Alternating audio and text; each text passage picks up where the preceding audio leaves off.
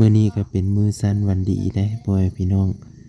ก็สิได้ย่อเสาเนาะน้องเพิ่นว่าสิตั้งเสาว่าซั่น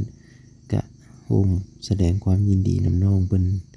ในยามเช้าๆพ่อแม่พี่น้องสวัสดี FC ประเทศไทยและ FC ประเทศลาวแล้วก็สบายดี FC ที่อยู่ต่างประเทศนำเด้อที่เฮามารับชมเบิ่งมื้อนี้ก็สิได้ตั้งเสาเนาะเพิ่นสิเฮ็ดร้านพ่อแม่พี่น้องก็ตามติดตามเบิ่งนำกันเด้อว่าจะเป็นแนวเลยเนาะก็ยามเช้าก็มีลูกค้าเข้ามาอยู่หลังจากแปลงรถจักรถ่ายไส้ให้ลูกค้าแล้วก็ได้มาตั้งเสาคือเก่าเนาะตั้งเสาเพื่อจะเร่งให้มันแล้วไวๆนะพ่อแม่พี่น้องหลังจากนั้นก็มาจับน้ำเทงจับอันนี้กันนี่แหละเนาะเบิ่งมือแน่เนาะมือก็ดำพักก็มาแต่ปาดไม้แล้วหดตกแรงมาก็โอ้สิกินข้าวกินน้ำกับมือดำไปเลยกันนี่เนาะพักกันบายลีนดินลีนอยู่เนาะจับจับเส้นบรรทัดเนาะแล้วก็มือดำเนี่ยจักหน่อยก็มีว่ากันเด้อพ่อแม่พี่น้องอันนี้คือว่ามืองามมันเลยเนาะ กันมือขี้ไล่ก็สีต่างจากนี้เนาะหลังจากนั้นน้องก็ว่าโอ้ย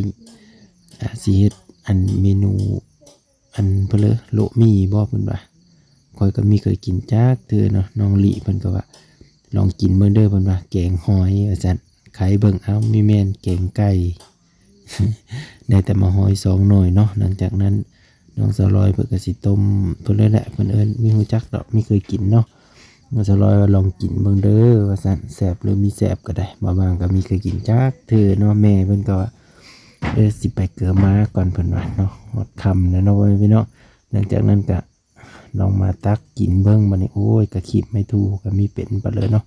คีบพลิกซ้ายพลิกขวาอยู่นี่แหละโอ้ยนอตกซิแหละถ้าแม่นศาสตร์เนาะคีบไม่ถูกคีบมีเป็นเอา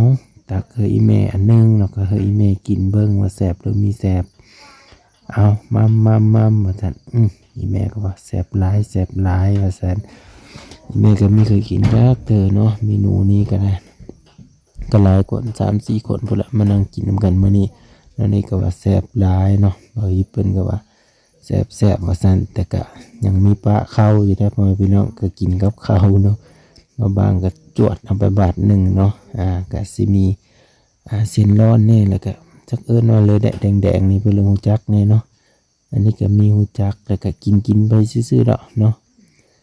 มันก็แซ่บอยู่แต่ว่ามีฮู้จักชื่อมันเพิ่นเลยฮู้จักก็เบาะชื่อมันนะเด้อโอ้ยซักไม่ถูกอะพลิกไปพลิกมาอยู่เฮ็ดแบบนี้เลยเพื่อพี่น้องขีดไม่ถูกมีเป็นขอโทษหลายๆเด้อ